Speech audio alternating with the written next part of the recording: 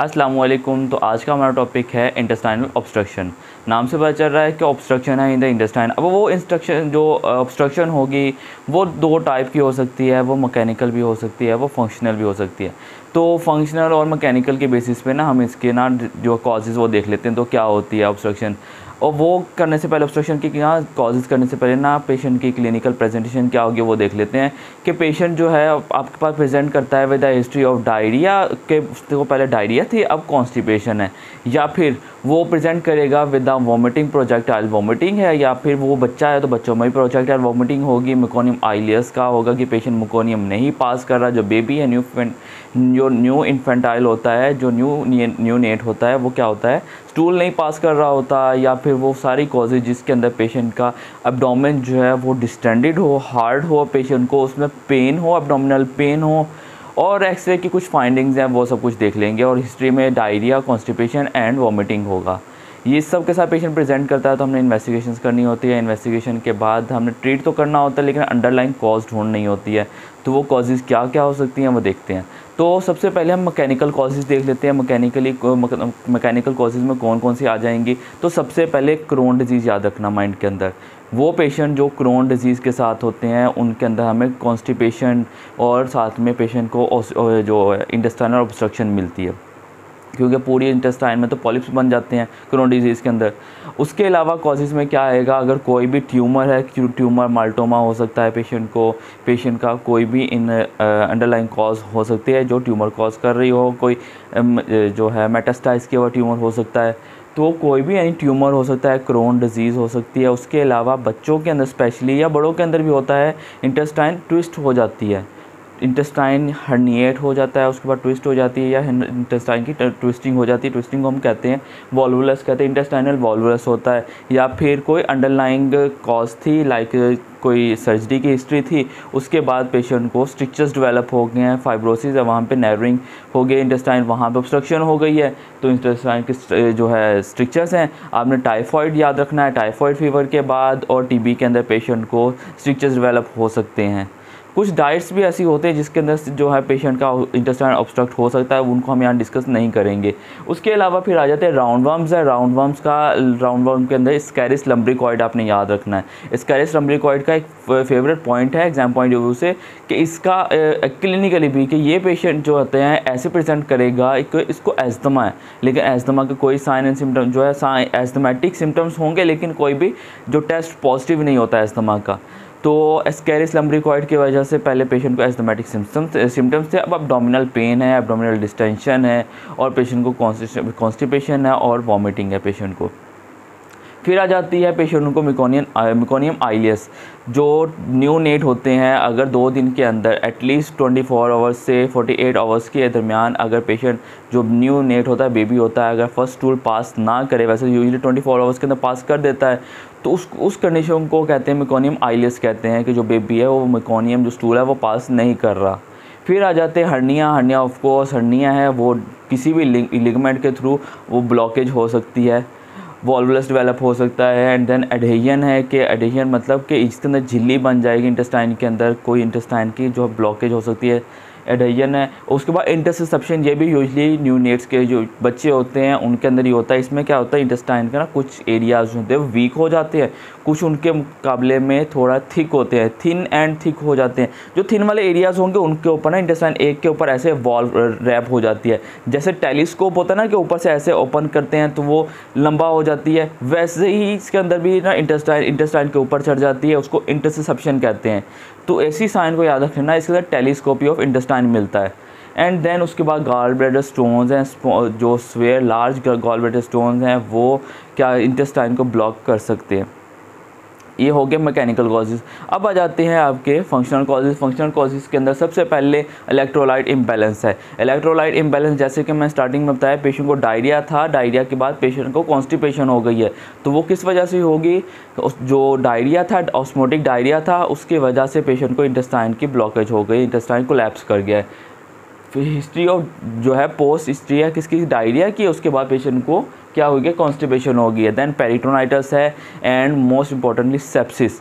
Sepsis तो simply हम कहते हैं ना कि पेशेंट को फीवर है, पेशेंट का बीपी रेज है, blood pressure heart rate raise है, पेशेंट का जो रेस्पिरेटरी रेट रेज है, पेशेंट की इन्वेस्टिगेशन का वाइट ब्लड सेल्स चेक करते हैं तो वाइट ब्लड सेल्स जो होते हैं वो रेज हुए होते हैं, अबव द 11,000 पॉइंट से ज़्यादा होते हैं।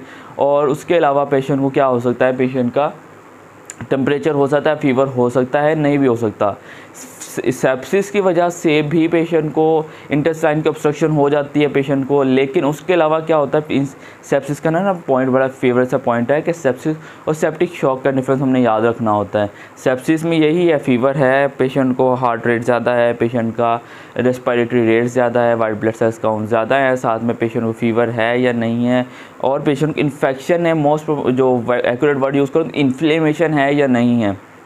सपोज कर लेते हैं 5 की 5 चीज़ें पॉजिटिव थी, हमने पेशेंट को प्रेजेंट किया, पेशेंट ईआर में आया, पेशेंट को प्रेजेंटिंग कंप्लेन के बाद हमने क्या किया, पेशेंट को आईवी फ्लूइड्स लगाए हैं, IV fluid normal saline use किया है, पेशेंट का एंटीबायोटिक यूज़ किया है, हमने आईवी फ्लूइड्स यूज़ किए हैं। फ्लूइड्स यूज़ करने पे अगर सिम्टम्स जो हैं वो रिकवर हो जाते हैं, स्पेशली हार्ट रेट और रेस्पिरेटरी रेट, पेशेंट का बीपी नॉर्मलाइज हो जाता है, ब्लड प्रेशर नॉर्मलाइज हो जाता है, तो वो सेप्सिस था। अगर इन जो फ्लूइड्स यूज़ करने के बावजूद भी ब्लड प्रेशर जो है वो नॉर्मलाइज नहीं होता तो patient is in a septic shock. अब सेप्टिक शॉक का तो हमें पता चल गया है, लेकिन कैसे पता चलेगा कि पेशेंट का सेप्टिक शॉक की सेवेरिटी क्या है। अगर तो ऑर्गन डैमेज मिलता है, कोई भी ऐसी हिस्ट्री मिलती है, कोई भी ऐसे साइन सिम्टम मिलते हैं जो ऑर्गन डैमेज को शो करे तो वो सीवियर है, अगर नहीं है तो वो माइल्ड है। तो माइल्ड के अंदर तो हमने क्या करना होता है, पेशेंट को एंटीबायोटिक्स देनी है, फ्लूइड्स देनी है, साथ में पेशेंट को आइनोट्रोपिक सपोर्ट देना है ताकि उसका हार्ट रेट जो नॉर्मलाइज हो जाए। लेकिन अगर पेशेंट सेप्टिक शॉक में है तो उसका याद रखने हमने एंटी मस्कुलिनिक ड्रग्स यूज़ करने होते हैं। एट्रोपिन याद रख लेना, एट्रोपिन हमने यूज़ करना होता है। तो ये सेप्टिक शॉक हो गया। अब पेशेंट के सिम्टम्स ले लेते हैं। सिम्टम वेरी इजी, पेशेंट को क्या होगा, कॉन्स्टिपेशन होगी, पेशेंट को कॉन्स्टिपेशन होगी, वॉमिटिंग होगी, ब्लॉटिंग सेंसेशन ऑफ फुल होगा और एब्डोमिनल पेन होगी। ठीक है, अब एब्डोमिनल पेन की बेस पे हमने ना इसको 2 टाइप्स में डिवाइड कर लेना, आइदर कि ये स्मॉल इंटेस्टाइन की ऑब्स्ट्रक्शन है, आइदर ये लार्ज इंटेस्टाइन की ऑब्स्ट्रक्शन है। तो अगर तो सिविरिटी कम है, मतलब कि जो पेशेंट वॉमिट कर रहा है, ये वर्ड याद रखने क्योंकि ऑब्स्ट्रक्शन है जो भी हम डाइजेस्ट कर रहे हैं वो फीकल मैटर जो भी है इंटेस्टाइन में होगा, स्मॉल इंटेस्टाइन में होगा, वॉमिट करेंगे वो वापस आ जाएगा। वॉमिट के अंदर फीकल मैटर मिलता है इस पेशेंट के अंदर। अगर तो फीकल मैटर कम है, पेशेंट का एब्डोमिनल डिस्टेंशन कम है, पेशेंट को पेरी अम्बिलिकल एरिया में पेन है, और पेशेंट को क्या है, अर्ली स्टेजेस के अंदर ही, अर्ली टाइम्स के अंदर ही पेशेंट को क्या डेवलप होगी, वॉमिटिंग डेवलप होगी, तो वो मोस्ट प्रोबेबली स्मॉल इंटेस्टाइन है। और अगर लेटली स्टार्ट हुए है वॉमिटिंग और फीकल मैटर ज़्यादा है, और साथ में क्या है, पेशेंट का हाइपोगैस्ट्रिक एरिया, हाइपोगैस्ट्रियम इन्वॉल्व है, और साथ में क्या है, पेशेंट को डिस्टेंशन ज़्यादा है, तो वो लार्ज इंटेस्टाइन होगा मोस्ट प्रोबेबली। तो इन्वेस्टिगेशंस करेंगे, इन्वेस्टिगेशन से हमें पता चल जाएगा क्या होगा। इन्वेस्टिगेशंस करने से पहले ना हम इसकी कॉम्प्लिकेशन देख लेते हैं। कॉम्प्लिकेशन बहुत इजी है, वॉमिट कर रहा है पेशेंट, इलेक्ट्रोलाइट्स निकाल रहा है, इलेक्ट्रोलाइट इम्बैलेंस हो जाएगा पेशेंट को, पेशेंट डिहाइड्रेटेड हो जाएगा, तो ये पेशेंट डिहाइड्रेटेड होगा, इलेक्ट्रोलाइट इम्बैलेंस हो जाएगा, इन्फेक्शन की वजह से पेशेंट की सेप्सिस में डेवलप हो सकती है।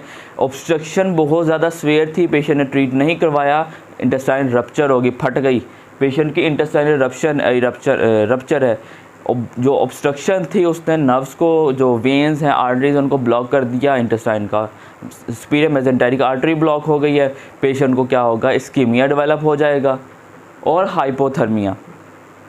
तो ये सारे कॉम्प्लिकेशन होंगे किसकी, इंटेस्टाइनल ऑब्स्ट्रक्शन के। अब इसकी इन्वेस्टिगेशन देख लेते हैं। इन्वेस्टिगेशन के अंदर हमने क्या करना होता है, इन्फेक्शन के लिए सीबीसी करवाना होता है, इसके अलावा सीबीसी के अंदर mainly white blood cells check करने होते हैं, हमने सीटी स्कैन करवाना है, अल्ट्रासोनोग्राफी करवानी है, आरएफटी करवानी है, एलएफटी करवानी है, सीरम इलेक्ट्रोलाइट्स करवाने। ये कॉमन सी चीज़ें हैं कि हमने इलेक्ट्रोलाइट्स चेक करवाने हैं ताकि हम पेशेंट को सिम्टोमेटिकली ट्रीट करें। पेशेंट को ग्लूकोज लेवल चेक करना होता है, अमाइलेज एंजाइम का लेवल चेक करना है, उसके बाद अब जो याद रखने वाली चीज़ है वो ये है कि आपने जो पेशेंट है, पेशेंट का एक्सरेज करवाने हैं, पेशेंट को एक्सरे करवाना है इरेक्ट पोजीशन में, खड़े करके पेशेंट को इरेक्ट पोजीशन में पेशेंट को एब्डोमेन की एक्सरे करवाना है।